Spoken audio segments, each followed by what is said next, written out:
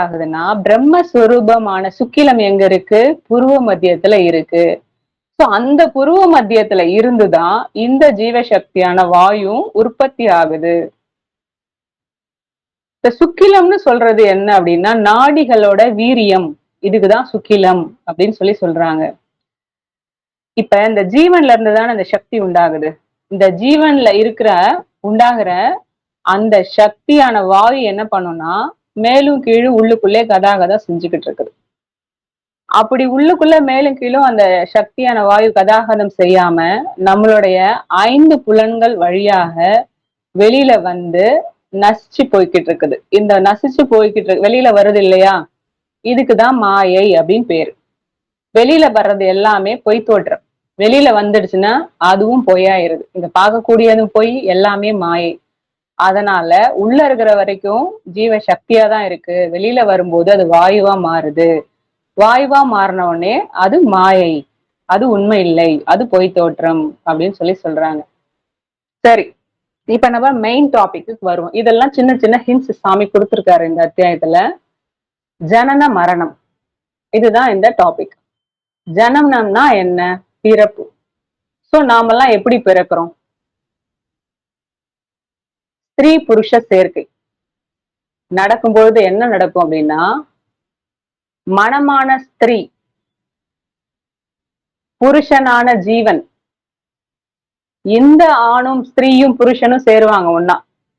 சாதாரணமா ஒரு ஆணுக்கும் பெண்ணுக்கும், ஒரு ஸ்திரீக்கும் புருஷனுக்கும் சம்யோகம் நடக்கிற சமயத்துல என்ன நடக்கும்னு பாத்தீங்கன்னா, அங்க மனமா இருக்கக்கூடிய சக்தியும் புருஷனா இருக்கக்கூடிய ஜீவனும் ஒண்ணு சேருவாங்க. ஒண்ணு சேரும் பொழுது பிரம்மஸ்வரூபம் ஆகிய சுக்கிலம் அங்க இருந்து இலகுது. இலகி அந்த ஜீவனும் சக்தியும் வாயு ரூபமா கலந்து கீழே வராங்க. கீழே வரும் பொழுது அந்த சுக்கிலத்தை வச்சு, அந்த சுக்கிலத்தை கொண்டு அந்த ஜீவசக்தியான வாயு அந்த சுக்கிலத்தை வெளியே தள்ளி வாயுவோட சக்தியால அதை ஸ்திரீயோடைய கர்ப்ப பாத்திரத்துல செலுத்துது. அப்படி செலுத்துற அந்த சுக்கிலத்தை ஸ்திரீயோடைய கர்ப்ப பாத்திரம் என்ன பண்ணுது? பிடிச்சுக்குது. பிடிச்சு அதை ஸ்தாபிக்குது. ஸ்தாபிச்சு அத அந்த கர்ப்ப பாத்திரத்துக்குள்ளேயே வளர்க்குது. அந்த வித்தை வளர்த்து ஒரு 10 மாசம் கழிச்சதுக்கு அப்புறம் அது ஒரு குழந்தையா வெளியில வருது. இந்த 10 மாசம் அந்த தாய் என்ன வேதனைப்பட்டிருப்பாங்க அந்த குழந்தையை பெற்றெடுக்கிறதுக்கு. அப்படி படுக்க முடியாது, இப்படி படுக்க முடியாது, சாப்பிட முடியாது, தூங்க முடியாது, எவ்வளவோ பிரச்சனைகளை ஃபேஸ் பண்ணிருப்பாங்க. அது பிறந்ததுக்கு அப்புறம் என்ன பண்ணும்? நைட் எல்லாம் கத்தும், தூங்க விடாது. அதுக்கப்புறம் அதை பார்க்கணும், கழுவணும், துடைக்கணும். சோ இது மாதிரியே கொஞ்சம் வருஷம் போகும். அந்த குழந்தையா நடந்து போகிற வரைக்கும் இதெல்லாம் நடக்கும். அதுக்கப்புறம் அது ஒண்ணு ஒண்ணா கத்துக்க ஆரம்பிக்கும். அதுக்கப்புறம் நிறைய கேள்விகள் கேட்க ஆரம்பிக்கும். அதுக்கப்புறம் ஸ்கூல் போகும். அதுக்கப்புறம் 5 வயசு ஆகும், 10 வயசு ஆகும், 15 வயசு ஆகும், டீனேஜ் வரும். அதுல பருவ மாற்றங்கள்லாம் ஏற்படும். அதுக்கப்புறம் 20 வயசு ஆகும், 25 வயசு ஆகும். திரும்ப அந்த குழந்தைக்கு ஒரு திருமணம் நடக்கும். அங்க ஒரு குடும்பம் உருவாகுது. திரும்ப அந்த குழந்தைக்கு ஒரு குழந்தை பிறக்கும். இப்படிதான் சம்சார விருட்சம். ஒரு குடும்பம் ஒரு ஆள்கிட்ட இருந்து இது மாதிரி பல குடும்பங்கள் உருவாகும். இதுதான் சம்சார விருட்சம், வட விருட்சம்னு சாமி சொல்லியிருப்பாரு. சோ இது எதுக்காக இந்த இடத்துல சொல்றேன் அப்படின்னா, இந்த குழந்தை பிறக்கும் பொழுது ஒரு தாய் தந்தையோட எண்ணங்கள் என்னவா இருக்கும்? இந்த குழந்தைய எப்படியாவது நல்லபடியா வாழ வைக்கணும். ஆனா உண்மையை சொல்லுங்க, பிறந்துட்டான எதை நோக்கி நம்ம பயணப்படுறோம்? ஒவ்வொரு நாள் ஒவ்வொரு வயசு குறையும் பொழுது நாம இறப்பை நோக்கி பயணப்பட்டுட்டு இருக்கிறோம். இங்க யாருமே வாழ்றதுக்காக பிறக்கவே இல்லை. எல்லாமே சாவறதுக்காக தான் பிறந்திருக்கிறாங்க. இங்க வாழ்றதே சாகிறதுக்காக தான். எப்படி பாருங்க, இப்ப நாம வாழ்ந்துகிட்டு இருக்கோம். என்னவா ஆக போறோம்? 60 வயசு, 70 வயசு, 80 வயசு, 90 வயசு, 100 வயசு. என்ன பண்ண போறோம்? சாகிறதுக்காக தான் இன்னைக்கு வாழ்ந்துட்டு இருக்கிறோம். என்னைக்கு ஒரு நாள் சாக தானே போறோம். இததான் புக் ஆஃப் மிர்தாத்ல மிகைல் நைமின் ஒரு ஆத்தர் சொல்லியிருக்கிறார். எல்லாருமே என்ன பண்றாங்க? சாவறதுக்காக வாழ்ந்து கொண்டிருக்கிறார்கள். நாம பிறந்தது முதலே சாவை நோக்கிதான் பயணப்பட்டுட்டு இருக்கிறோம். செத்து போக போறாங்க, சாவறதுக்காக தான் வாழ்றோம். ஆனா இந்த தன்னை உணர்றவங்க மட்டும் என்ன பண்ணுவாங்கன்னா வாழ்றதுக்காக செத்து போவாங்க அப்படின்னு சொல்லியிருக்காங்க. அதாவது சமாதி. சிரஞ்சீவியா வாழக்கூடியது, மரணம் இல்லாத வாழ்வு, என்னைக்கும் நீடிச்சிருக்கக்கூடியது, ஆன்மாவுக்கு அழிவே கிடையாது, ஈஸ்வரனுக்கு அழிவே கிடையாது. அந்த அக்ஷரமா அழிவற்றதா ஈஸ்வரனா மாறக்கூடிய ஒரு விஷயத்துக்காக நாமெல்லாம் பயணிச்சுட்டு இருக்கோம். சோ அப்ப தன்னை அறியறவங்க மட்டும்தான், அந்த அக்ஷரத்தை அறிய போறவங்க மட்டும்தான், அந்த ஈஸ்வரனை அறிய போறவங்க மட்டும்தான் வாழ்வதற்காக சமாதிக்கு போறாங்க, செத்து கொண்டிருக்கிறார்கள். நம்மளும் இப்ப என்ன பண்றோம்? தன்னை மறக்கிறதுக்கு தானே படிக்கிறோம், மறிக்க தானே படிக்கிறோம், செத்து போக தானே படிக்கிறோம். ஆனா என்ன பண்ண போறோம்? சிரஞ்சீவியா வாழ்றதுக்காக படிச்சுட்டு இருக்கிறோம். ஆனா உலகத்துல என்ன பண்றாங்க? பிறந்தது முதலே இறப்ப நோக்கி வாழ்ந்துட்டு இருக்கிறாங்க, இறந்து போக போறாங்க, யாருமே இங்க இருக்க போறது இல்ல. அதுக்கு ஏன்ப்பா இவ்வளவு கஷ்டப்படணும்? ஒரு குழந்தைய பெத்து எடுத்து வளர்த்து அதுக்கு திருமணம் ஆகி அது பெத்தவங்களும் இறந்து போக போறாங்க, அந்த குழந்தையும் இறந்து போக போகுது, அந்த குழந்தைக்கு ஒரு குழந்தை பிறக்க போகுது இல்ல, அதுவும் இறந்து போக போகுது. அப்ப பிறகுறவங்க எல்லாருமே இறந்துதான் போக போறாங்க. அப்ப ஏன் வந்து சாவறதுக்காக இவ்வளவு ஒரு கடினமான லைஃப், அவ்வளவு கஷ்டப்பட்டு என்ன வாழ்றதுக்கு என்ன இருக்கு?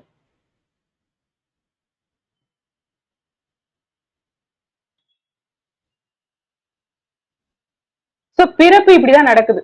ஒரு ஆண் பெண் சம்யோகம் செய்யறது மூலயமா தன்னுடைய சக்தி ஒரே கதியா இருக்கும் பொழுது அந்த ஜீவன்ல ஐக்கியமாயி அங்கிருந்து பிரம்மஸ்வரூபமான சுக்கிலம் விலகி கீழே வாயு ரூபமா வந்து அந்த வாயுவோட சக்தியால அந்த சுக்கிலத்துல இருந்து ஒரு குழந்தை உண்டாகுது. இப்படிதான் ஜனனம்.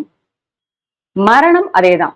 இப்ப அந்த குழந்தை வளர்ந்துருச்சு, அதுக்கு கடமைகள்லாம் முடியுது, கொஞ்சம் கொஞ்சமா அது உடம்புக்குள்ள இருக்கிற அந்த ஜீவசக்தி, அந்த எப்படி பானையில இருந்து குறைஞ்சது இல்லையா, அந்த மாதிரி ஏஜ் ஆக ஆக உள்ளுக்குள்ள இருக்க அந்த சக்தி, அந்த வீரியம், அந்த சுக்கிலத்தோட வீரியம் குறையுது. குறைய குறைய உடம்புல தளர்ச்சி ஏற்படுது, கொஞ்சம் கொஞ்சமா ஆக்டிவிட்டிஸ் குறையுது, அப்புறம் நடக்க முடியல, அப்புறம் வீட்லயே இருக்காங்க, அப்புறம் கொஞ்ச நாள்ல படுத்த படுக்கையாடுறாங்க. அதுக்கப்புறம் லாஸ்ட் மினிட்ல அந்த புருவ மத்தியத்துல கொஞ்சோடு ஜீவன் இருக்கும். அப்ப மட்டும் கண்களாலேயோ ஏதோ ஒண்ணு காமிக்க ட்ரை பண்ணுவாங்க. சோ அதுவும் போயிடுச்சுன்னா செத்து போயிருவாங்க. இதுதான் மரணம். ஜனன மரணம் இந்த முறையில தான் இருக்கு. அப்ப செத்து போகிறது எவ்வளவு பெரிய கஷ்டமான விஷயம்னு நான் ஒரு ரியல் ஸ்டோரி சொல்றேன். எங்க பெரியப்பா ஒருத்தர் ஒரு 15 வருஷத்துக்கு முன்னாடி நான் பார்த்தேன். அவருக்கு 2வது திருமணம் நடந்துச்சு, 2 பெண் குழந்தைகள். வயசான காலத்துல கல்யாணம் பண்ணிக்கிட்டாரு. நான் போகும்போது சொன்னாரு, நான் எப்படியாவது சொந்த வீடு கட்டிடணும், என் பொண்ணுங்க 2த்தையும் கல்யாணம் பண்ணி கொடுத்துட்டேன்னா நான் என் சொந்த வீட்டுக்கு போய் செத்து போயிடணும், இதுதான் என் ஆசை அப்படின்னு சொல்றாரு. எக்ஸாக்டா 15 வருஷம் கழிச்சு அவர் என்ன நினைச்சாரோ அதுதான் நடந்துச்சு. அப்ப நம்மளோட எண்ணங்கள் கூட எப்படி இருக்குன்னா, வாழணும், என்னன்னைக்கு வாழணும்னு கிடையாது, இதை நான் செய்யணும், நான் செஞ்சுட்டு செத்து போயிடணும், இது என் கடமை, இதை நான் செய்யணும், செத்து போயிடணும். அப்ப வீடு கட்டிட்டாரு, பெண்ணுங்களுக்கு கல்யாணம் பண்ணிட்டாரு, 3 மாசம் கூட இல்ல, அழகா இறந்துட்டாரு. அவரோட சாவு எப்படி இருந்துச்சுன்னா, சாமி சொல்லியிருப்பாரு ஒரு இடத்துல, ஒரு மரணம் எப்படி நிகழும், அந்த ஜீவன பிரம்மரந்திரத்தை தட்டி திறக்கலன்னா அது எவ்வளவு ஒரு நரக வேதனையான சாவு அப்படின்னு சொல்லி சாமி ஒரு இடத்துல எக்ஸ்பிளைன் பண்ணுவாரு. அதை கண்கூடா நான் பார்த்தேன். 3 மாசம் அவர் பெட் ரிட்டன், எழுந்திருக்கல. அந்த சதையெல்லாம் தொட்டா கழண்டுட்டு வரும், தொட்டாலே கத்துவாரு, சாப்பாடு இல்ல, தூக்கம் இல்ல, என்னை கொன்றுங்கன்னு சொல்லுவாரு. அதுக்கப்புறம் கொஞ்ச நாள்ல பேச்சு நின்றுச்சு, கண்கள்ல தண்ணீர் மட்டும் வந்துச்சு. அதுக்கப்புறம் ஒரு நாள் இறந்து போயிடுறாரு. அப்ப மனுஷனுடைய மனம் அது எவ்வளவு பவர்ஃபுல். அப்ப அது ஒண்ணு நினைச்சு சாதிக்குது, அது என்னவா இருந்தாலும் சரி. அப்ப ஏன் வந்து நம்மளுடைய கோல் வந்து பெருசா இல்ல, நான் இதை முடிக்கணும், இதை முடிச்சுட்டு செத்து போயிட்டா பரவாயில்ல அப்படின்னு தான் நினைக்கிறோம். அப்ப பிறந்துட்டேன்னா இறந்துருவோம் அப்படின்னு தான் நம்பிக்கிட்டு இருக்கோம். சாமி சொல்லியிருக்காரு. அப்ப பிறந்துட்டேன்னா இறக்காம இருக்கக்கூடிய உபாயம் என்னன்னு நம்ம தேடவே இல்லை. பிறந்தா செத்து போயிடணும், 60 வயசோ 70 வயசோ 80 வயதோ செத்து போயிடணும். அப்ப நம்ம அதுக்குள்ள இங்க என்னெல்லாம் கடமைன்னு நினைச்சிட்டு இருக்கிறோமோ அதெல்லாம் முடிச்சுட்டு போயிடணும் அப்படின்னு நினைச்சிட்டு இருக்கோம். ஆனா நமக்கு ஒரிஜினலாவே ஒரு கடமை இருக்கு, அதை நம்ம செய்ய தவறிடுறோம்.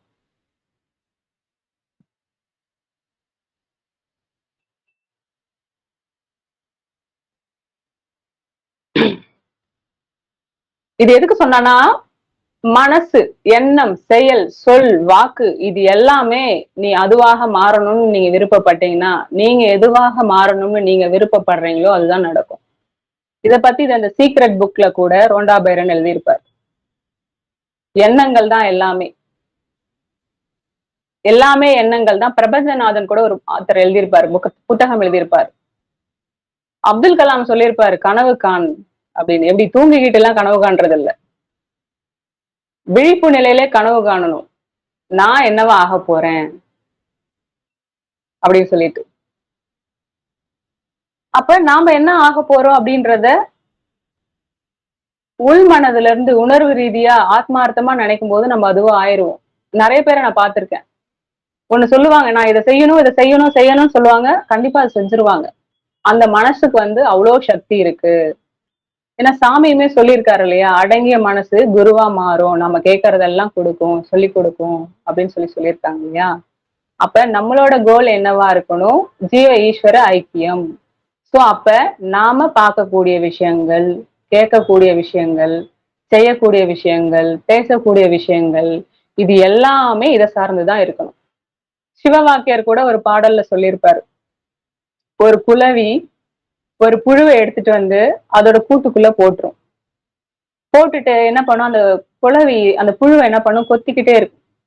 அந்த கொடுப்பு மாதிரி வச்சிருக்கோம்ல, அதை வச்சு கொத்திக்கிட்டே இருக்கும். கொத்திக்கிட்டு அந்த குளவி புழுவை சுத்தி சுத்தி அந்த ஒரு சத்தம் விடும் இல்லையா, ரீங்காரம், அந்த மாதிரி பண்ணிக்கிட்டே இருக்கும். பண்ணிக்கிட்டே இருக்கக்குள்ள ஒரு கட்டத்துல என்ன ஆகுது, அந்த புழு, சாதாரண புழு, அது குளவியா மாறிடுது. தவம் பண்ணுது குளவி, அதுவும் புழுவா மாறுறதுக்கு. சோ அப்போ ஒரு புழுவு குளவியா மாறுதுன்னா மனுஷன் ஈஸ்வரனா மாற முடியும் தானே. ஏன்னா நாம அதுவாதான் வந்தோம், திரும்ப அதுவா மாறுறது பிராக்டிஸ் தானே, போயிடலாம் தானே அப்படின்னு சொல்லிட்டு நாம எந்த வாழ்க்கைய சூஸ் பண்ண போறோம். பிறந்தாச்சு, ரெண்டே ஆப்ஷன் தான் இருக்கு, ஒண்ணு சவம், இன்னும் ஒண்ணு சிவம். எந்த சைடு போக போறோம், எந்த ஆப்ஷனை சூஸ் பண்ண போறோம். சவமா மாற போறோம்னா வெளியில போலாம், சுத்தலாம், என்ஜாய் பண்றன்ற பேர்ல தன்னை தானே அழித்து கொள்ளலாம். சிவனா போறோம்னா உள்ளுக்குள்ள போகிறோம், சிவனோட ஐக்கியமாகறோம், சிரஞ்சீவியா வாழ போறோம். சோ இது ரெண்டுமே நம்ம கையில தான் இருக்கு அப்படின்னு சொல்லி, இவ்வளவுதான் ஜனன மரணத்தை பத்தி சாமி சொல்லியிருக்கிறாரு. தன்னோட சக்திய வெளியில விட்டனா இறப்பு, தன்னோட சக்திய உள்ளுக்குள்ளே நிறைநிறுத்தினா சிவம். சுக்கிலத்துல இருந்துதான் அந்த குழந்தை உற்பத்தி ஆகிறது. அதே சுக்கிலத்தை சேர்த்து மேலே நிறுத்தும் பொழுது அது ஈஸ்வரனாக மாறுகிறது. அந்த சுக்கிலம் வெளியில போகும்போது சவமாகிறது, சுக்கிலத்தை வெளியில போகாம மேல சேர்க்கும் பொழுது சிவனாகிறது அப்படின்னு சொல்லி சாமி சொல்றாரு. சோ இது நாளைக்கு வேற ஒரு அத்தியாயத்துல பார்ப்போம். ஆத்ம நமஸ்காரம்.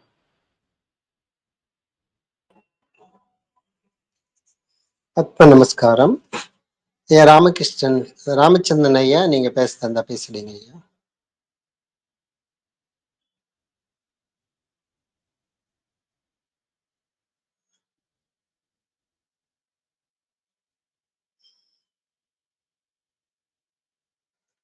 ராமச்சந்திரன் ஐயா,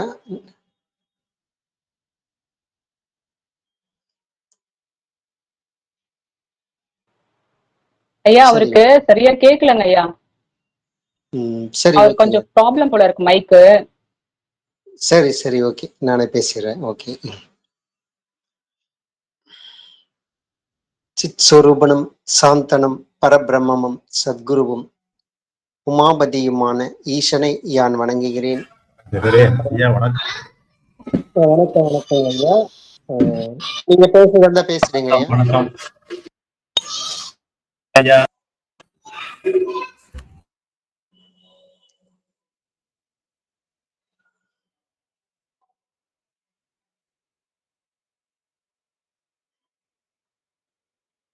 ஐயா இருக்கீங்களா? நீங்க பேசுறதா பேசிடுங்க ஐயா. ஆத்ம நமஸ்காரம். தண்ணி குடிச்சிட்டு இருந்தேன் உள்ள, அவ்வளவுதான். நீங்க பேசி முடிச்சிருங்களேன், அப்புறம் பேசுறேன், ஒன்னும் பிரச்சனை. சரி, நீ ரெடியா இருந்தா பேசுறீங்க, இல்லைன்னா நான் பேசுறேன், வேற ஒண்ணு. உங்க பேச்ச கேட்கணுமே, பேசுங்களேன் கொஞ்ச நேரம். சரி, ஓகே. சிற்சுரூபம், சாந்தனம், பரபிரம்மமும் சத்குருவும் உமாபதியுமான ஈசனை யான் வணங்குகிறேன். மைக் மியூட் பண்ணிடுங்க. குரு சிவானந்தரை வணங்குவதுடன் வணக்கத்துக்குரிய மற்ற மகான்களையும் நாளும் வணங்குகிறேன். ஆத்ம நமஸ்காரம். சுகிர்தம், துஷ்கிருதம், அதாவது பாவ புண்ணியங்கள். இந்த மாயையான உலகத்துல பாவ புண்ணியங்கள் என்பது வேறு, ஜீவன் என்ற நோக்கத்துல பாவ புண்ணியங்கள் என்பது வேறு. எப்போது இந்த ஜீவனாகி இந்த சிவனை நாம் சதாசிவனாக மாற்றி அதற்கான வழிமுறையை தேடி அக்ஷரம் என்ற நிலைக்கு நாம் திரும்பிச் செல்கின்றோமோ அது புண்ணியம். அதை விட்டுவிட்டு உலகினுடைய அகங்காரத்தினுடைய தேவைக்காக நாம் இந்த உலகத்தில் அலைந்து தெரிந்து கொண்டிருப்பது அனைத்துமே பாவம் என்ற செயலில் வருகிறது. இந்த புண்ணியம் என்பது அந்த ஜீவன் ஈஸ்வரனோடு சேர்வதற்கான ஒரு மேலான ஒரு நிலைமை. அதற்கான வழிமுறையில் நாம் பயணிப்பது தான் அது உண்மையான அது புண்ணியமாகிறது. அதை விட்டுவிட்டு மாயினுடைய தேவைகளுக்காக அதனுடைய நிரந்தரமற்ற நித்தியமில்லாத தேவைக்காக இந்த ஜீவனை விரயம் செய்வது பாவம் என்கின்ற முறையில் வருகிறது. அந்த புண்ணியமானது மிக உயர்ந்த பதவியாகி தீருகிறது. அதுதான் புண்ணியோத்கிருஷ்டம். அப்போது ராஜாவாகிறோம். அப்ப உண்மையான ராஜா என்பவர் யார்? நாட்டை ஆளக்கூடியவர் என்பவர் ராஜா கிடையாது. குறிப்பிட்ட எல்லைகளை தனக்குள் கட்டுப்பாட்டில் வைத்துக்கொண்டு தனக்குள்ள ஒரு அடியாட்களை வைத்துக்கொண்டு ஆளுமை செலுத்துவர்களுக்கு எல்லாம் உண்மையான ராஜாக்கள் என்பது கிடையாது. யார் தன்னுடைய மனதை ஆளுகின்றாரோ அவர்தான் உண்மையான ராஜா. யார் தன்னுடைய ஜீவன் மூலமாக மனதையும் தன்னுடைய அகங்காரத்தையும் ஆளுகிறாரோ அப்படிப்பட்டவர்தான் உண்மையில் தன்னுடைய ஜீவனை ஈஸ்வரனோடு ஆக்கக்கூடிய அந்த தகுதியை பெற்று நடைமுறையில் செயல்படுத்தி அந்த நிலையை யார் பெறுகின்றாரோ அவர்தான் உண்மையான ராஜா. அப்ப தானாய் தன்மயமாகி பரமசிரேஷ்டன் அதை ஆளுவதற்கு உரியவனாக ஆகும் போதுதான் நாம் ராஜாவாகின்றோம். அதுவரை நாம் உண்மையில் ராஜாவாகவில்லை. பொதுவாக இந்த புண்ணியம் என்பது இந்த உயர்ந்த பதவியான இந்த சரீரத்தை பெற்றவர்களே. துஷ்கிருதம் அதாவது அதோகதி என்று பொருள். அதாவது தன்னில் உண்டான அந்த ராக துவேஷாதிகளால் தன்னுடைய ஜீவனை தானே அடிக்கச் செய்வது, தன்னுடைய ஜீவனை சிநேகிக்காமல் பல விஷயங்கள்ல உலகத்துல நம்ம பந்தப்பட்டு அதன் மூலமாக மூக்கு வழியாகவும் வாய் வழியாகவும் அந்த ஜீவனை வெளியே போய் அடித்து கொண்டிருக்கிறது தான். இதுதான் பாவம் என்பது. உண்மையில் சுகிருதம் என்ற அந்த புண்ணியம் இருக்கின்றால் அந்த ஜீவனுக்கு கீழ்கதி என்பது இல்லை. அந்த டைம்ல பாத்தீங்கன்னா உண்மையில நாம் ஜீவனை சிநேகித்தோம் என்றால் அந்த ஜீவனுக்கு இம்சை என்பது கிடையாது. மனம் என்பது ஏங்கினாலே, அது சலனப்பட்டு கொண்டிருந்தாலே அந்த பிராணனாகி அந்த ஜீவசக்தியான அந்த வாயுவானது அபானனாக அது மாறுகிறது. அபானன் என்பது நம்ம உடலில் தங்காது. அது எப்படியுமே அது வெளியில போய் தான் தீரும். அதுக்குதான் சப்தம் நமக்குள் எப்போது ஒடுங்குகிறதோ அப்போது தான் ஞானம். ரூபம் எப்போது நமக்குள் ஒடுங்குகிறதோ அப்போது தான் ஞானம். எப்போது எண்ணம் என்பது நமக்குள் ஒடுங்குகிறதோ அப்போதுதான் ஞானம். அப்ப சப்தம், ரூபம், எண்ணம் எல்லாமே அந்த ஜீவசக்தியான வாயுனுடைய பிராணனாகி அந்த வாயுனுடைய அது வாயு தகித்து தகித்து தகித்து அபானனாக எரிந்து சாம்பலாகிறது. அதாலதான் அது நடைபெறுகிறது. அப்போ நித்யா நித்திய வஸ்து விவேகம் என்ற நிலையை நம்ம முதல்ல தெரிஞ்சுக்கணும். உலகத்தினுடைய பாவ புண்ணியங்கள் என்பது நாம் புத்தியால் அறியப்படக்கூடிய அது உலக விஷயத்துக்கான புத்தியை அதை பயன்படுத்துதல். இது ஜீவனுக்கு நல்லது, இது செய்தால் ஜீவனுக்கு கெட்டது என்று அது ஜீவன் அந்த உலகத்தினுடைய அது பாவ புண்ணியத்துல ஒன்னா வரும தவறோ. ஆனால் ஜீவனுடைய பாவ புண்ணியத்தில் எது முக்கியம்? புத்தி. அதுதான் வைசியன். அதாவது கோரக்ஷை. கோ என்றால் சப்தம். அந்த சப்தத்தை காப்பது. சப்தத்தை காப்பது என்றால் சப்தம் எங்கிருந்து அது உருவாச்சோ அதை உருவாக விடாமல் தடுத்து நிறுத்துவது. அப்போது தான் அது பிராணனை பிராணனாகவே நிலை நிறுத்துவது. அது சப்தமாச்சினாலே அது அபானனாகி விடுகிறது. அப்ப அந்த சப்தம் எங்கிருந்து அது உருவாகுகிறதோ அது உருவாகும் இடத்திலேயே அதை உருவாக விடாமல் அதை அப்படியே நிலைநிறுத்துவது. அதுதான் வைசியனுடைய தொழில். புத்தியினுடைய தொழில் அதுதான். ஆனால் நம்ம புத்தி என்ற விதத்துல எப்படி இந்த உலகத்துல பயன்படுத்துகிறோம்? எப்படி சம்பாதிச்சலாம், எப்படி ஸ்மார்ட் ஒர்க்காக இருந்து சம்பாதிக்கலாம், மாயையான இந்த உலகத்தின் தேவைகளுக்காகத்தான் புத்தியை ஒரு கிரிமினலா யூஸ் பண்ணி அடுத்தவங்களை எப்படி ஏமாத்தலாம், இதுக்குதான் நம்ம அதை பயன்படுத்துறோம். உண்மையான புத்தி என்பது வைசியன். வைசியனுடைய தொழில் கோரக்ஷை. இந்த கோ என்பது தன்னுடைய சப்தம் எங்கிருந்து தமக்குள் உருவாகிறதோ அந்த சப்தத்தை அது உருவாக விடாமல் அதே இடத்திலேயே அதை அப்படியே அசையாமல் நிலைநிறுத்தும் போது தான் வாயு சப்தமாகிறது, எண்ணமாகிறது. அது எண்ணமே அது உருவமாகிறது.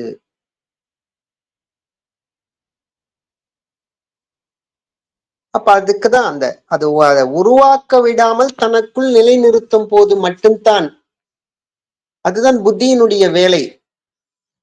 ஆனா நம்ம தவறாக புரிந்து கொண்டிருக்கின்றோம். அப்போதான் மனம், அந்த மனமானது எண்ணங்களை அது உருவாக்கி கொண்டே இருக்கிறது. எண்ணங்கள் தான் அது ரூபமாக மாறுகிறது. எண்ணங்கள் தான் சப்தமாக அது மாறுகிறது. அப்ப அந்த நிலை மாறாமல் தனக்குள்ளேயே அது உற்பத்தியான இடத்திலேயே பிராணனை பிராணனாக அபானனாக விடாமல் நிலை நிறுத்துவது தான். அதுக்குதான் அப்போ அதனுடைய பிராணனை அதனுடைய உற்பத்தியான இடத்துல அசையாமல் நிலைநிறுத்தும் போது தான் நமக்கு அந்த சூரியன் உண்மையில உதிக்கிறது. அப்போது தான் நமக்குள் அது பிரகாசிக்கின்றது. அப்ப மனம், சித்தம், புத்தி, அகங்காரம் இந்த விதத்துல ஞானபிதா தெளிவுபடுத்தி விட்டார். மனம் என்பது அந்த பிராமணன், அது அடங்கிய மனம்தான். அப்ப அதுல சப்தமும் கிடையாது, ரூபமும் கிடையாது, எண்ணங்களும் அதுல கிடையாது. வைசியன் அத துஷ்ட நிகிரகம். எது துஷ்ட நிகிரகம்? சிஷ்ட பரிபாலனம். எது? ஜீவனை அழிக்கக்கூடிய எண்ணங்களும் சப்தங்களும் ரூபங்களும் இதெல்லாம் ஜீவனை அழிக்கக்கூடியது. அந்த ஜீவனை பாதுகாக்க வேண்டும் என்றால் அதெல்லாம் அழிக்கணும். அதுதான் வைசியனுடைய தொழில். அதாவது அதுதான் சத்திரனுடைய தொழில், சித்தம். அந்த கோரக்ஷை அதுதான் உண்மையான விவசாயம் என்கின்றார். அந்த சப்தத்தை உருவாக்க விடாமல் அதனுடைய உற்பத்தி ஸ்தானத்திலேயே அதை அந்த சப்தம் என்றால் அபானனாக விடாமல் பிராணனாகவே அதில் நிலை நிறுத்த வேண்டும். அதுதான் கோரக்ஷை. அதுதான் விவசாயம். அதுதான் சொல்றது புத்தியினுடைய தொழில். அகங்காரம் சூத்திரனுடன் தொழில் அப்படின்னு படுகிறது. உலகத்தில் இருக்கக்கூடியதெல்லாம் அது சொல்லுவதெல்லாம் உண்மையான அந்த நிலை என்பது அது கிடையாது. நமக்குள் அகங்காரம், அதன் மூலமாகத்தான் அந்த பிராணன் விரயமாகுது. அப்ப அந்த புக்திக்கும் மனதுக்கும் சித்தத்துக்கும் மூன்றுக்குமே பாத சேவை செய்ய வேண்டும். அது உற்பத்தியான இடத்திலேயே அது உற்பத்தி ஆகாமல் நிலைநிறுத்துவதற்கான சேவை பிராமண பாத சேவை. அதான் சூத்திரனுடைய தொழில். பாதம் என்பது எது? உற்பத்தி இடம். அதான் வாக்கு பாணி பாது பாயு பாதம் உபஸ்தம் சொல்லியிருக்கோம்ல. அது உற்பத்தி ஆகக்கூடிய இடம். எங்கிருந்து? அந்த இடத்துக்குத்தான் சேவை செய்ய வேண்டும். அதை விட்டு விட்டு அகங்காரத்துக்கான வெளி உலகத்துக்கான சேவை, உறவுக்கோ ஒரு பணத்துக்கோ பேருக்கோ புகழுக்கோ ஒரு அடிமையாகி அதுக்கு சேவை செய்வது என்பது கிடையாது. ஜீவன் அதனுடைய உற்பத்தியான இடத்திலே சேவை செய்வது தான். அப்ப மனம், சித்தம், புத்தி, அகங்காரம் இந்த நான்குமே அடங்கிய மனமாக வருவதற்குத்தான், ஜீவனை ஈஸ்வரனோடு ஐக்கியமாக கூடிய அந்த நிலையை பெற்று தருவதற்குத்தான். அதுதான் உண்மையான அது புண்ணியம். அதுதான் ஜீவ இம்சை இல்லாத அந்த நிலை. அப்ப தன்னிலிருந்து பாவங்களான ராக துவேஷ கெட்ட செய்கைகள் உண்டாகாமல் சலித்து கொண்டிருக்கின்ற அந்த வாயு தன்னிலிருந்து கீழும் மேலுமாய் கதாகதம் செய்து தன் சிரசில் இருக்கின்ற அந்த ஈஸ்வரனிடம் சேர்ந்து அது மேல்கதியாக அது உயரும் போது தான் அந்த புண்ணியம் என்ற நிலை உயர்ந்த பதவியாகிறது. அப்பதான் ராஜாவாகிறது. அப்பதான் பரண சிரேஷ்டனான ஈஸ்வரனாகிறது. அப்ப அதுக்குதான் ராஜா பிரத்யக்ஷ தேவதா, ராஜா கண்கண்ட தெய்வம் என்று அதுக்குதான் அந்த மாதிரி சொல்லப்பட்டிருக்கிறது. இப்ப உலகத்தில் இருக்கக்கூடிய ராஜாக்களையோ நாட்டை ஆளக்கூடியவர்களோ அவங்கள பத்தி சொல்லல. இது அவரவர்களுக்குள் இருக்கக்கூடிய அந்த ஈஸ்வர சைதன்யத்தை தனக்குள்ளேயே அது நிலைநிறுத்துவது தான் உண்மையாக தன்னைத்தான் உணர்வது, தன்னைத்தான் அறிந்து தானாய் தன்மயமாகுவது தான் உண்மையான ஒரு பிரத்யட்சமான ஒரு அனுபவம். அததான் ராஜான்னு சொல்லுது. இததான் புருஷார்த்தம் என்ஜான். இந்த பனையான இந்த உடம்பிற்கு சிரசே பிரதானமா இருக்கின்ற புறம் என்கின்ற இந்த வீடு அது. அந்த புறமாகி அந்த சிரசான அந்த வீட்டுல தான் சுழு முனையில தாங்கிக் கொண்டிருக்கிற பொருள், அதாவது இருதயமான இரும்பு பெட்டில சேமித்து வைத்திருக்கக்கூடிய அந்த தனம்தான் உண்மையில புருஷாந்தம் அது. அப்ப அதுதான் ஜீவசக்தியான வாய்வு. அது அனுலோபம் பிரதிலோபம், அதாவது உள்ள வெளியில இத மாதிரி போயிட்டு போயிட்டு வந்துட்டு இருக்கிறது. அந்த மாதிரி போக விடாமல் அது தனக்குள்ளேயே அது அசையாமல் அதை நிலைநிறுத்தும் போது தான் அது உண்மையான அது புண்ணியமாகிறது. எப்போது அது சலனப்படுகிறதோ அப்போதே அது வெளியில் வியாபிக்கக்கூடிய தன்மையை அது பெறுகிறது. அப்போது அந்த வாய்வு சலனப்படுகிறதோ அதுவே எண்ணமாக மாறுகிறது, ரூபமாக மாறுகிறது, அதுவே செயலாக மாறுகிறது. அப்ப அந்த மாதிரி மாற விடாமல் தனக்குள்ளேயே அது நிலைநிறுத்தும் போதுதான் உண்மையான புண்ணியமாகிறது. அதை தவிர புண்ணியம் என்பது இந்த உலகத்தில் வேற எதுவுமே கிடையாதது. அதுதான் உண்மையான இந்த மாயையிலிருந்து விடுபடக்கூடிய அந்த நிலையை அதுதான் அது பெற்றுத் தருகிறது. பொதுவாக ஜனன மரணம், நாம் இந்த பாதையில் நம்முடைய ஜீவனை ஈஸ்வரனோடு ஐக்கியமாக கொடுவதற்குத்தான் இந்த சித்த வித்தையில் நாம் பயணம் செய்ய துவங்கி இருக்கின்றோம். அப்படி இருக்கும் பொழுது ஜனனம் என்றால் நமக்குள் அது எப்படி நிகழ்கிறது, மரணம் என்றால் நமக்குள் அது எப்படி நிகழ்கிறது, இந்த ஒரு தெளிவான ஒரு புரிதல் இருந்தால் மட்டுமே இந்த ஜனன மரணத்தை நம்மால் வெல்ல முடியும். இத பற்றி எதுவுமே எனக்கு தெரியலன்னா அப்ப எப்படி நம்ம தியானத்தின் மூலம் அந்த நிலையை நாம் அடைய முடியும்? அப்போ நம்மளுடைய அவரவருடைய ஜீவன் எப்படி இந்த ஜனனம் என்பது பிறப்பு என்பது இந்த உடலாக எடுத்து எப்படி பிறந்தது என்பதை நமக்குள் ஒரு தெளிவு வர வேண்டும். இது ஒரு அனுபவத்துல நமக்குள் வர வேண்டும். மரணமும் எப்படி நிகழ்கிறது என்பதை நம்மளால் அது நமக்குள்ள ஒரு உணர வேண்டும், அறிய வேண்டும். அப்போது தான் இந்த ஜனன மரணத்திலிருந்து நாம் விடுதலை பெற முடியும். அதுக்குதான் ஞானபிதா தெளிவான விளக்கம் நமக்கு கொடுத்திருக்கிறார். அக்ஷரம் என்ற நிலையிலிருந்து தான் ஆகாசமாகி, அதுவே ஜீவனாகி, அதுவே வாயுவாகி, அது சலனப்படும் போது வெப்பம் உருவாகி, அதிலிருந்து நீர் உருவாகி, அதிலிருந்து அகங்காரமாகிய கெட்டித்தன்மை அது உருவாகிறது. அதாலதான் இந்த உடம்பெடுத்து நாம் பிறந்திருக்கின்றோம். இது எப்படி நமக்குள் அது செயல்படுகிறது? அதுக்கு தான் கர்ம இந்திரியங்கள் 5, ஞான இந்திரியங்கள் 5 என்ற முறையில ஞானபிதா நமக்குள் என்ன நிகழ்கிறது என்பதை ஞான இந்திரியங்கள் மூலம் விளக்கம் தெளிவாக கொடுத்து விட்டார். இதே 6 ஆதாரங்கள் மூலமாகவும் நமக்குள் எப்படி அது நிகழ்கிறது, மாற்றம் நிகழ்கிறது என்பதையும் தெளிவுபடுத்துகிறார். அப்ப இதன் மூலம் நமக்கு எப்படி ஜனனம் என்பது ஏற்படுகிறது? சிருஷ்டி என்பது நமக்குள்ளேயே நம்மளுடைய ஜீவனை காப்பாற்ற தெரியவில்லை, நமக்குள்ளே அது நிலை நிற்க தெரியவில்லை. ஆனால் நாம் ஒரு குழந்தை பெற்று விடுகிறோம். நம்முடைய ஜீவனை நமக்கு காப்பாற்ற தெரியவில்லை. ஆனால் புதியதாக ஒரு வாரிசை உருவாக்கி விடுகின்றோம். அதை காப்பாற்ற வேண்டும் என்று நாம் அதற்காகவே நம் வாழ்க்கையை முழுமையாக அர்ப்பணித்து நாமும் செத்து போகின்றோம். நம் வாரிசும் எதிர்காலத்தில் செத்துத்தான் போகிறது.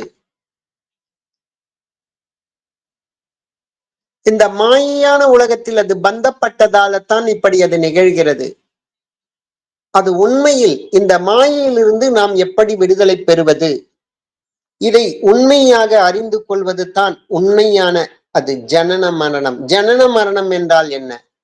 மாயை எப்படி நமக்குள் ஜனிக்கின்றது, மாயை எப்படி நமக்குள் அது ஜனித்த அந்த மாயை எப்படி நமக்குள் அது மரணம் அடைகிறது?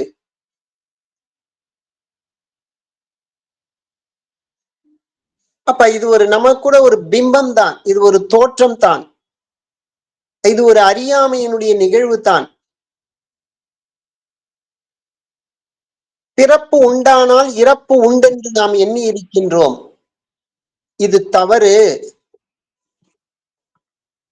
பிறக்காமல் இருப்பதற்கு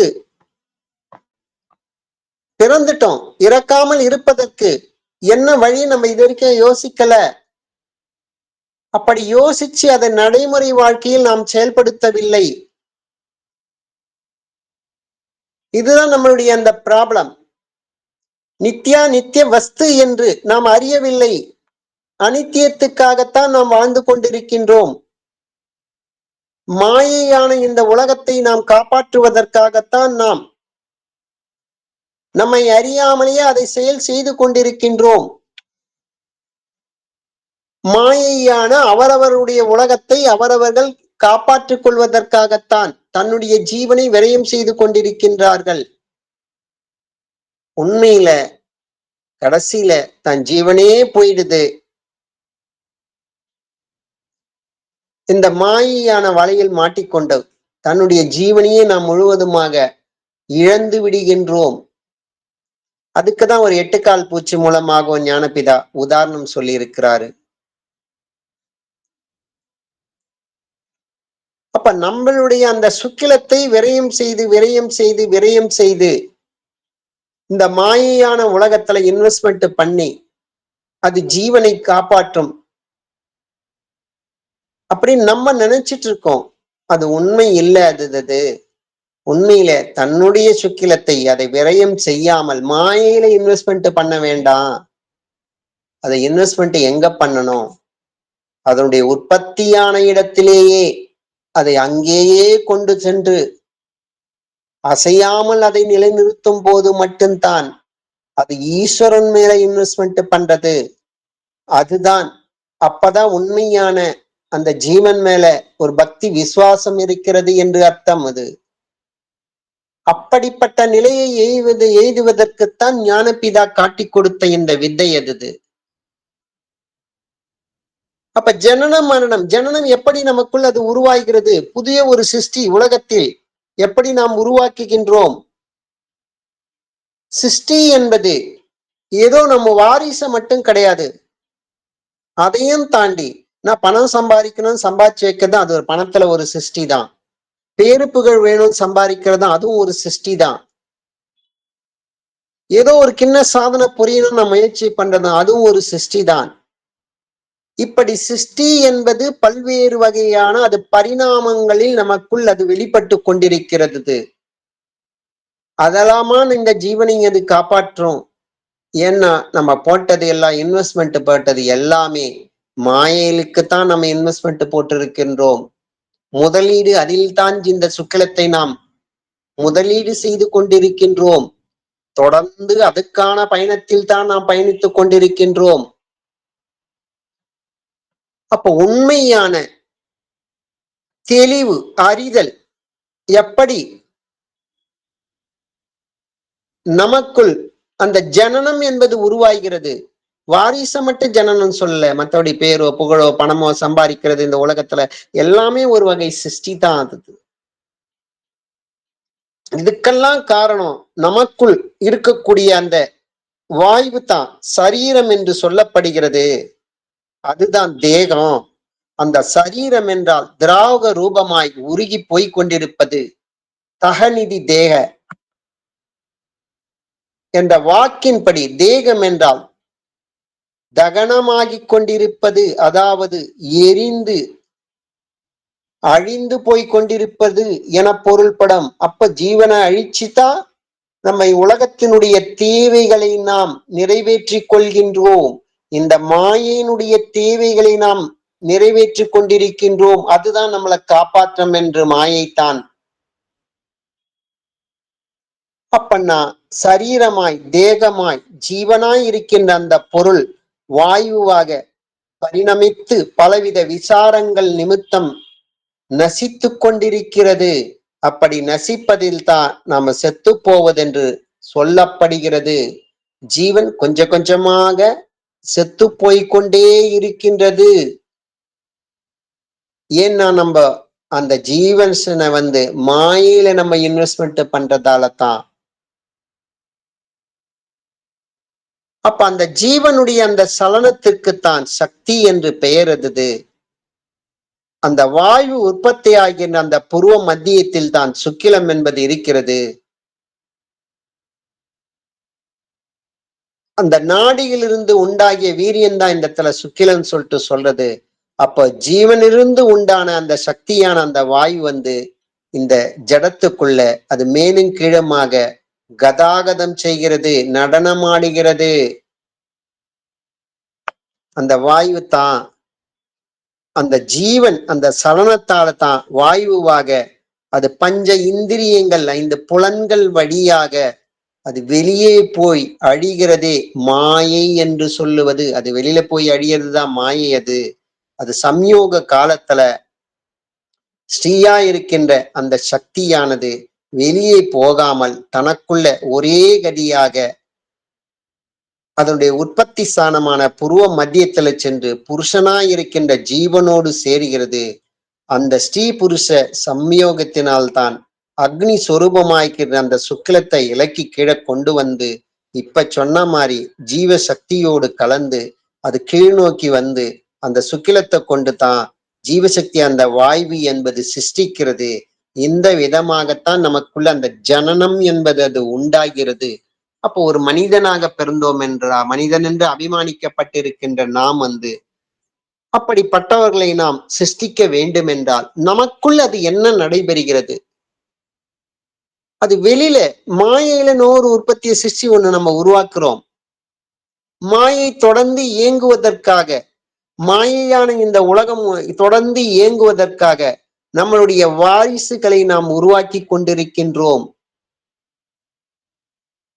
இதாலேயே நம்ம செத்து போகின்றோம். அந்த வாரிசுடைய தேவைகளுக்காகவே நம்மளுடைய வாழ்க்கையை ஜீவனை அர்ப்பணிக்கின்றோம்.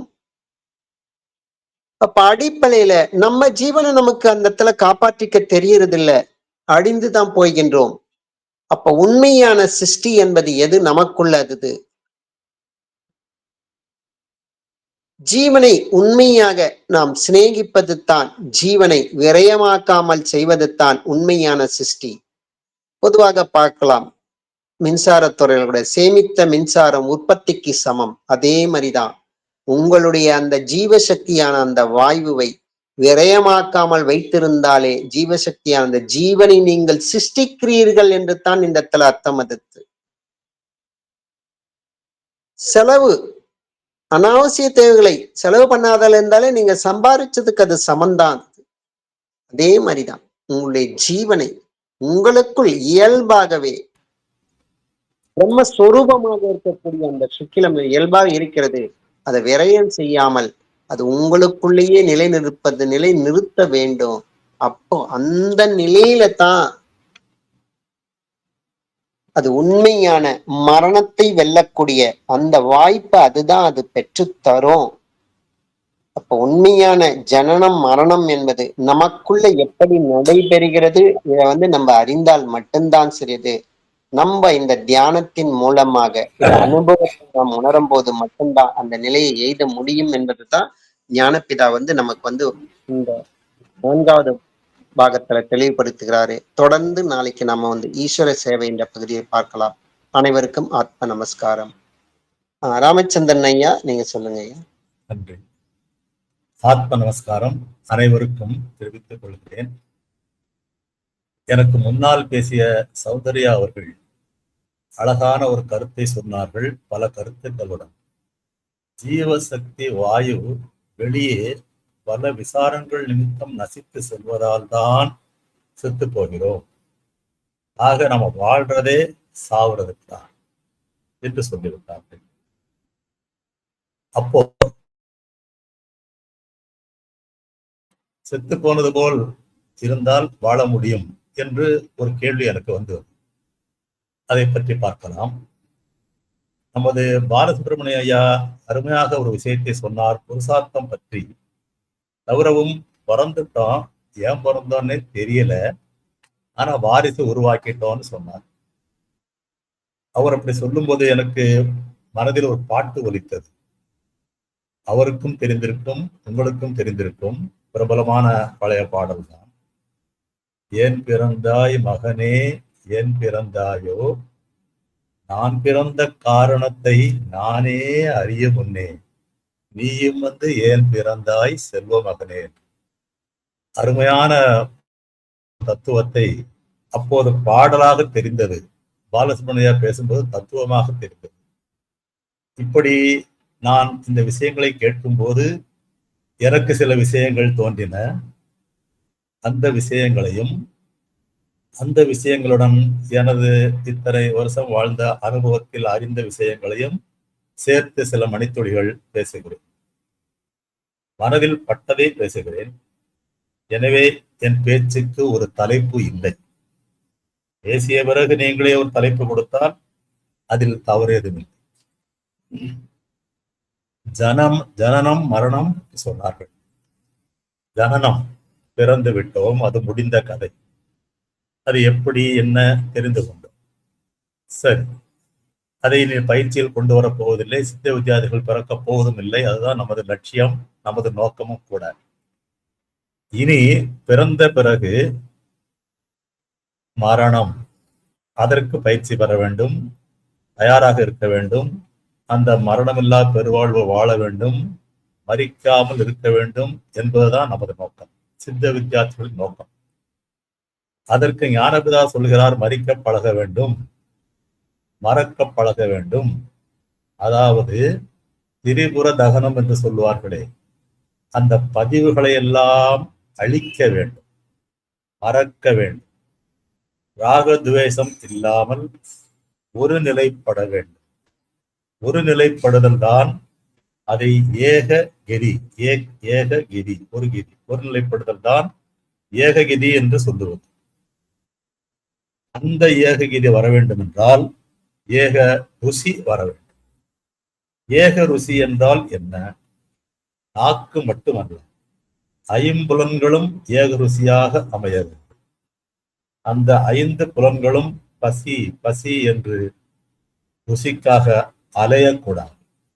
நம் கட்டுப்பாட்டில் இருக்க வேண்டும், நாம் அதை கவனிக்க வேண்டும். அப்போதுதான் ஜீவசக்தியாய் இருக்கின்ற பொருள் வாயுவாக பரிணமித்து பலவித விசாரங்கள் நிமித்தம் நசித்துக் கொண்டிருக்கும் இந்த நிலை மாறும். அதனால் சத்து போய் செத்து போகிற நிலை மாறும். நம் ஜீவன் தேரும். அதற்கு நாம் என்ன செய்ய வேண்டும்? அதை பற்றி என் மனதில் பட்டதை சொல்லலாம். அந்த ஐம்புலன்களின் ருசி பலநிலை தன்மை என்று சொல்லும் பொழுது ஞானபிதா முக்கியமாக சொல்லுவது போதைப் பொருட்களையும் மற்ற மாம்சத்தையும் தான். இந்த முக்கிய நிபந்தனையாகவே சொல்லிவிடுகிறார். என்ட்ரன்ஸ் எக்ஸாம் பாஸ் பண்ணுவதற்கே இந்த 2 டெஸ்ட் வைத்து விடுகிறார். அந்த ஐம்புலன் இன்பங்கள் என்பது 2 வகையாக பயன்படும். ஐம்புலன்களாக நாம் அனுபவிக்கும் இன்பங்கள் பின்னர் தரும் துன்பங்கள், அவை 2 வகையாகப்படும். உடல் சார்ந்த இன்பங்கள், பொருள் சார்ந்த இன்பங்கள். உடல் சார்ந்த இன்பங்கள் என்பது அழகிய தென்றல் படும்போது கிடைக்கும் இன்பம், சம்போகம், இந்த மாதிரி ருசி, கண்ணால் பார்ப்பது, இதே எல்லாம்.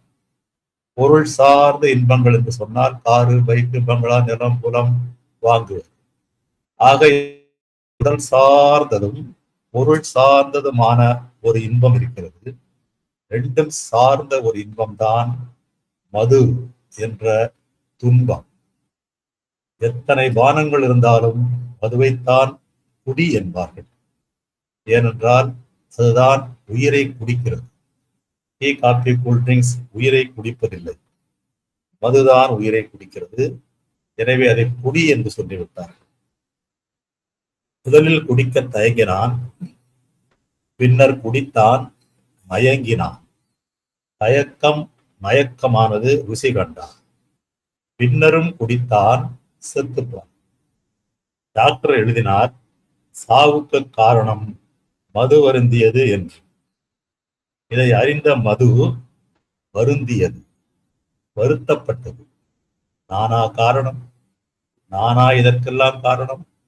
குடித்தது அவன். நானா காரணம் என்றது மது வருந்தியது. எல்லாம் ஈசன் திருவிளையாடல் என்பான், எல்லாம் அவன் செயல் என்பான். இவன் செய்த திருவிளையாடல் தான் என்பதை ஏற்கவே அதை ஏற்றுக்கொள்ளும் பக்குவம் இருக்க வேண்டும். இருந்தால் அது நம்மை விட்டு போகும். மிருகம் என்று சொல்லுகிறோமே, எந்த ஆடு மாடாவது விஷம் சாப்பிட்டு இறந்தான் என்ற வரலாறு இருக்கிறதா? ஆனால் மனிதன் என்பவன் என்று சொல்லிக் கொள்பவன் பாக்கெட்டில் எழுதியிருந்தாலும் பாட்டிலேயே எழுதியிருந்தாலும் அதை படித்து புரிந்து கொள்ளும் அறிவு திறன் இருப்பதாக இருந்தாலும் மது அருந்தி போவான், மயக்கம் வருவான், திறக்கம் வரும், செயல்படாமல் இல்லை. குடித்து குடித்து சொத்துக்கள் 4 வீடு வித்தான் என்றால் 4 வீடு வித்து குடிக்க ஒரு ஆளால் முடியாது. ஆனால் 4 வீடு அழித்து விட்டான் என்று சொல்ல காரணம் தவறான முடிவுகள் எடுப்பதா. அப்ப தவறான முடிவுகள் எடுப்பவன் எப்படி ஜீவகாருண்யமாக இருக்க முடியும்? தான் சென்று அடைவதற்கான இலக்கை நோக்கி அடைவதற்கான செயல்பாடுகளை எப்படி அவர் தீர்க்கமாக சொல்ல முடியும்? எனவேதான் ஞானபிதா அவ்வளவு வலியுறுத்தி சொல்கிறார். தனது ஜீவனுக்கே காருண்யம் இல்லாமல் ஞானபிதா சொன்னது போல் மேல்கதி கிடைக்காமல் அதோ கதி ஆகிவிடுகிறான். ஜனனம் மரணம் என்று பார்க்கும் பொழுது அந்த மரணம் மனிதரை தேடி ஒருபோதும் வருவதில்லை. மனிதன்தான் மரணம் தேடி போகிறார். சுவாமி சிவானந்த பரமஹம்சர் ஞானபிதா 4ஆம் அத்தியாயத்திலே சொல்லியிருக்கிறார், பிறப்பு உண்டானால் இறப்பு உண்டு என்று நாம் கருதி இருக்கிறோம். அது தவறு. பிறப்பு உண்டானால் இறப்பு உண்டு என்பது தவறு. அதற்கு என்ன அர்த்தம்? அந்த மரணம் மனிதரை தேடி ஒருபோதும் வருவதில்லை. மனிதன்தான் அந்த மரணத்தை தேடி போகிறான். அந்த மரணமும் ஒரே அடியாக வருவதில்லை. வெளிமூச்சு விடும் ஒவ்வொரு கணமும் தவணை முறையில் மரணம் நிகழும். எனவே அதில் கவனமாக இருக்க வேண்டும். ஆத்ம சூரியன் எப்போதும் நம்மை காத்திருக்க, அதன் வேலையே நம்மை காப்பதுதானே. அது போன அடுத்த நொடி உடல் அழுகிவிடும், செயல்படுவது நின்றுவிடும், ஆயாசம். அந்த ஆத்ம சூரியன் எப்போதும் நம்மை காத்திருக்கும் போது நாம் சாக வேண்டியது இல்லையே. அந்த சூரியன், அந்த சன், அதற்கு ஏது ஓய்வு? சன்னுக்கு ஏது சண்டே? கிடையாது. ஓய்வில்லாமல் இருந்தும் நாம் இந்த மாதிரி தவறான வழியில் செய்து நம் ஜீவனுக்கே நாம் ஜீவ காருண்யமாக இல்லாமல் போய்விடுகிற காரணத்தால் தான் இப்படி சத்து போய் செத்து போக வேண்டிய நிலை உண்டாகிறது. பிறப்பு உண்டானால் இறப்பு உண்டென்று நாம் எண்ணியிருப்பது தவறு என்று சொல்லுகிறார். ஆனால் சாவு என்பது நடக்கிறது அல்லவா? ஏன்? பல காரணங்கள் இருக்கின்றன. வெளி சுவாசத்தால், ராகதுவேஷத்தால், அந்த ராகதுவேஷம் பதிவுகளை அழிக்க முடியாததால், நான் என்பதையும் உலகத்தையும் மறக்காததால், பந்தம் என்ற பலகை அந்த பாசத்தால், போதைப் பொருட்களின் வாசத்தால், தன் ஜீவகாருண்யம் இல்லாத மோசத்தால், பிராணனை உள்ளேயே தடுத்து நிறுத்தாததால், சவம் பிணம் தின்னுவதால், ஜீவசக்தி விரயம் பண்ணுவதால், தீய பழக்கங்களால், இதை குறிப்பிட்டே ஞானபித நடவடிக்கைகள் சொல்லுவார். பீடி, சிகரெட்டு, சுருட்டு, புகையிலை, அப்புறம் பாக்கு பாக்குல இருந்து சாப்பிட்டேன். 4-5 வருஷம் சாப்பிடுறதில்ல. பாக்குமான்னா ஆமா, பாக்கு, சுண்ணாம்பு, மூக்கு பொடி, அப்புறம் வெத்தலை, வெத்தலை சொல்ல மருந்து பொருள், அபின், கஞ்சா, கள்ளு, சாராயம், எக்ஸெட்ரா எக்ஸெட்ரா. இதுதான் இன்பம் என்று நினைத்து சொல்வதால் இப்படி ஒவ்வொன்றாக அவர் குறிப்பிட்டு சொல்ல வேண்டிய சூழ்நிலைக்கு அவர் கொல்லப்பட்டார். நமக்காக அப்படி சொல்லுகிறார். இதெல்லாம் செய்யக்கூடாது என்று சொல்லும் பொழுது என் நினைவுகள் ஒரு 58 வருடங்கள் முன்பே செல்கிறது. மலரும் நினைவுகள். அப்போது 58 வருடம் முன்னால் நடந்த ஒரு உண்மை சம்பவம். அப்போது நான் 10ஆம் வகுப்பு மாணவன். அப்படியானால் என் வயதை நீங்கள் கணக்கிட்டுக் கொள்ளலாம். வயது சொல்வதில் எனக்கு தயக்கம் இல்லை. அந்த காலத்திலெல்லாம் மாரல் கிளாஸ் என்று நடக்கும். நல்லொழுக்க வகுப்பு.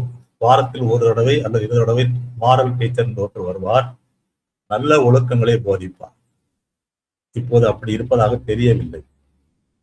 அவர் சொல்லுவார், சினிமா பார்க்க கூடாது, போதைப் பொருட்கள் கூடாது, இந்த மாதிரி கஞ்சா இஞ்சா அறவே கூடாது என்றெல்லாம் நமக்கு மாரல் போதிப்பார், நல்லொழுக்கம் போதிப்பார். என் வகுப்பில் ஒரு பையன் இருந்தான். கேரளாவில் இருந்த பூர்வீகம் உள்ளவன். நல்ல பையன், நல்ல பாடுவான், நல்ல படிப்பான், நல்ல பையன்தான். ஆனால் ஒரு நாள் ஒரு உணவு இடைவேளை மதிய நேரம் அவன் கொஞ்சம் துடுக்குத்தனமாக பேசினான். இந்தாப்பா மாஸ்டரு இப்படி பறையினடா. ஆமா சொல்லுது, பேசுறாரு அவரு. என்ன சொல்றாரு? அது செய்யத்த இது செய்யத்தன்னு பறைந்தது, அது தின்னத்த இது தின்னத்தன்னு பறையுது அப்படின்னு. கஞ்சாவு, கள்ளு, சாராயம் பாடுனா கூடாது. சரி, அது பெரிய விஷயம். அதுக்கு பசரம் அதுன்னு வச்சா ஒரு மூக்கு பொடியும் பாடில்லா எந்த கொண்டு பறையன்னு இது நியாயமோ? என்ன சொல்றார்? அப்படின்னு கஞ்சா பெரிய விஷயம். ஓகே, ஒரு மூக்கு பொடி கூட பாடில்லாவா? மூக்கு பொடி கூட போடாதா? எது கொண்டு இது பறையன்னு? இது என்ன நியாயம்? அவனது வார். அது மாத்திரமில்லை, புகையிலை, பீடி, சிகரெட்டு பாடில்லா. ஓகே சரி, அதுன்னு வச்சா ஒரு வீடா பாடில்லான்னு எந்த கொண்டு பறையுന്നത്? இது என்ன நியாயமோ? இப்படி கேட்க ஆரம்பிச்சுட்டான். அது மாத்திரமல்ல, சண்டை, அடிபிடி, பந்தயம் பாடில்லா. ஓகே, அதுன்னு வச்சா ஒரு சினிமாவுக்கு போவான் பாடில்லான்னு எந்த கொண்டு போகும்? சரியில்லை. இப்படி ஒன்னும் இல்லைங்கில் ஜீவிக்கொண்ட காரியம் இல்லல்லோ. லைஃப்ல ஒரு டேஸ்டும் இல்ல, ஒரு ಎಂಟರ್ಟೈನ್ಮೆಂಟ್ ವಿನೋದವೂ ಇಲ್ಲ. പിന്നെ എന്തിനെ ജീവിക്കുന്നേ? മരിച്ച മാതിരി തന്നെ. എന്തിനെ ജീവിക്കുന്നേ? ഒരു എന്റർടൈൻമെന്റ് ഇല്ലെന്ന്. ഇതാണ് എന്റർടൈൻമെന്റ്. വേറെ അതുകൊണ്ട് എന്ത് ജീവിക്കാനോ? இப்படியே மறிச்சு மாதிரி நின்ன பின்ன எப்படி ஜீவிക്കുന്നே என்று கூறினான் அந்த மாணவன். பாலசுப்ரமணியன் பெயர் நன்றாக ஞாபகம் இருக்கிறது. பாலக்காட்டு பாலசுப்ரமணியன் என்று சொல்லி அவன் சொன்னது அந்த நேரத்தில் எனக்கு ஒரு அர்த்தம் கொடுத்தாலும் இப்போது வேறொரு அர்த்தம் கொடுக்கிறது. அது ஒரு தத்துவார்த்தம் என்பதை நான் உணர்கிறேன். இப்போது புரிகிறது. நடவடிக்கை கடன்கள் படிக்கும் போதும், செத்தாரை போல் திரி என்று பட்டினத்தார் சொன்ன வார்த்தைகள் படிக்கும் போதும் எனக்கு அது புரிகிறது. செத்தது மாதிரி தானே சொன்னார். அவருடைய டெபரேஷன் அப்படி. அப்படியானால் நாம் அப்படி வாழ்ந்தால், நம்ம சௌந்தரியமா சொன்னாங்களே, நம்ம இப்படி வாழ்ந்தா, நம்ம இப்படி இருந்தா, செத்த மாதிரி இருந்தா வாழ்ந்துடலாம் இல்லையா அப்படின்னு ஒரு அருமையான ஒரு கருத்தை சொன்னது எனக்கு ரொம்பவும் சிந்தனையை தூண்டியது. இங்கே ஒரு கதையை சொல்லி நிறைவு செய்கிறேன். இதற்கேற்ற மாதிரி செத்து போயிட்டான் மாறி, அதாவது இதெல்லாம் இந்த உலக இன்பங்கள் எதுவுமே இல்லாம செத்த வாழ்ந்ததாயா என்ன பையன் சொன்னானே, பாலக்காட்டு பாலசுப்ரமணியன். அதுபடியே பார்த்தோமே, ஒரு கதையை பார்க்க முடியுமான்னு பார்த்தோம். ஒரு ஆளு ஒரு கிளி வளர்த்தார். பால் பழம் கொடுத்து அதை நல்லா கவனிச்சு அழகான கூட்டுல வச்சு வளர்த்து வந்தார். சவுத் ஆப்பிரிக்காவுக்கு வியாபார நிமித்தமா போயிருந்தப்ப வாங்கிட்டு வந்த கிளி மீண்டும் சவுத் ஆப்பிரிக்கா போக வேண்டிய ஒரு சூழல் வந்தது. கிளப்பும் போது சொன்னார், கிளியிட்ட போய், பாருப்பா, நான் மீண்டும் சவுத் ஆப்பிரிக்கா போறேன், நான் உன்னை அங்கேருந்தான் கொண்டு வந்தேன், ஒரு ஜோடி அங்கே இருந்தால் நான் அதை கூட்டிட்டு வந்துடுறேன், கொண்டு வந்துடுறேன்னு சொன்னார். அதுக்காக இந்த கிளியர் போட்டோ பிடிச்சிட்டு போனார்.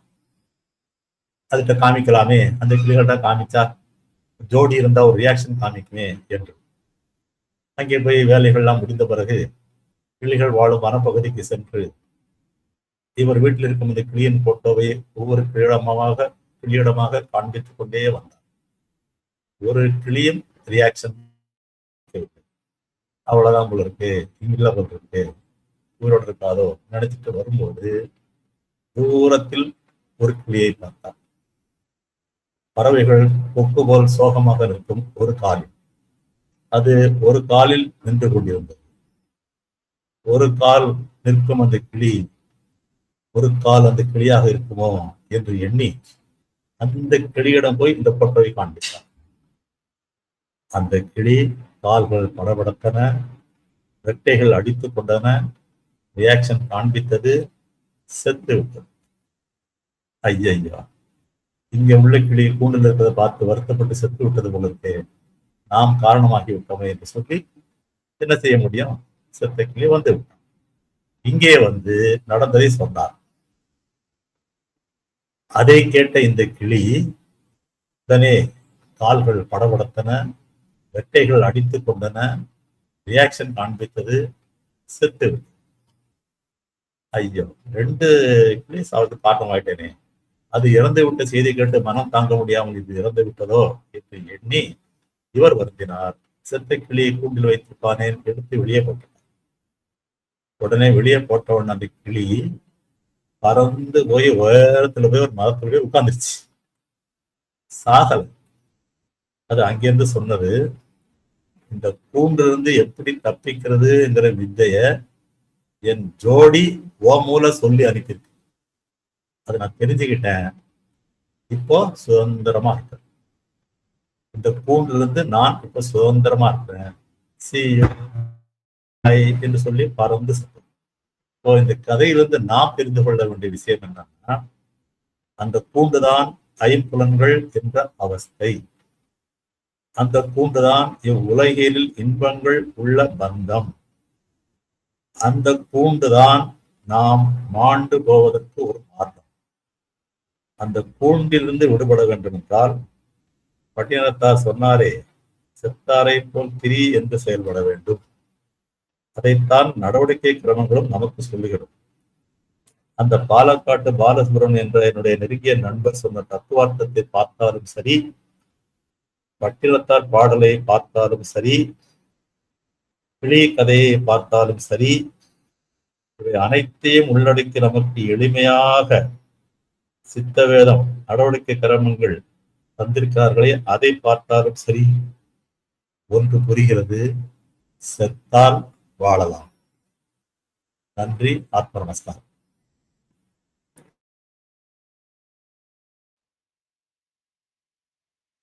ஆத்ம நமஸ்காரம். யாராவது ஏதாவது கருத்துக்கள் இருந்தால் சொல்லலாம்.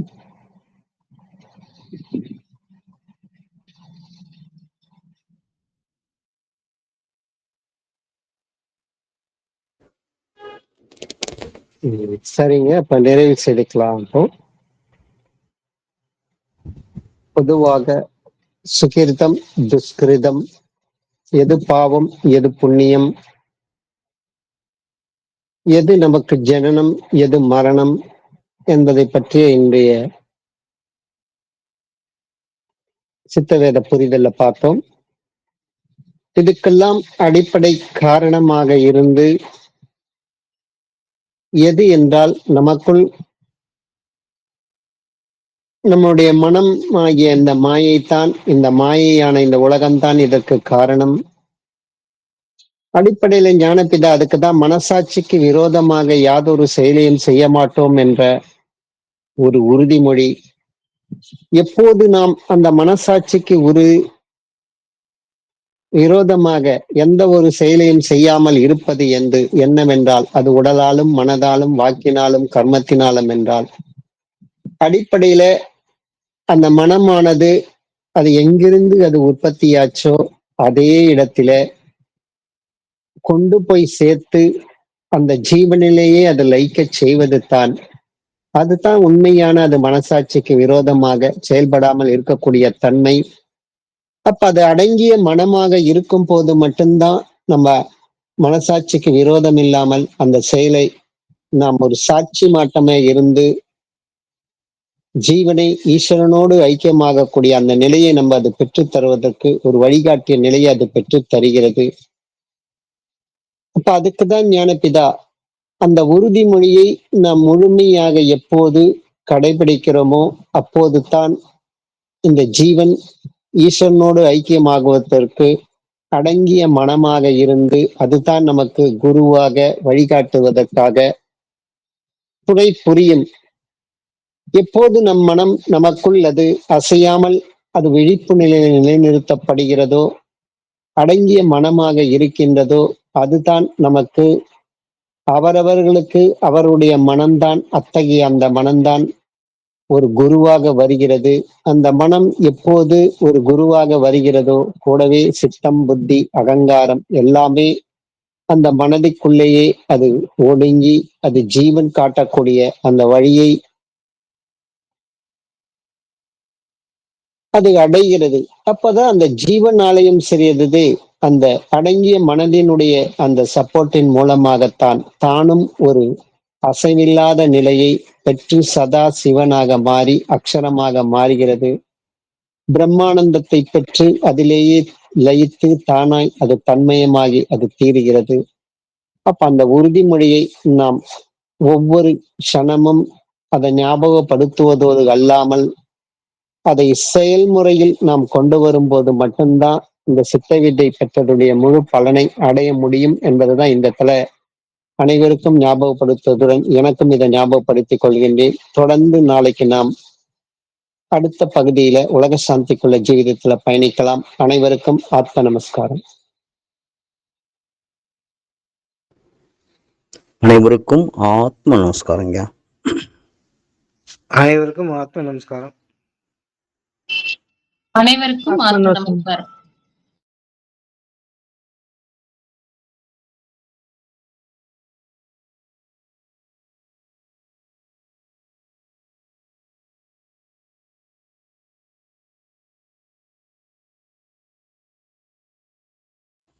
அனைவருக்கும் ஆத்ம நமஸ்காரம் ஐயா.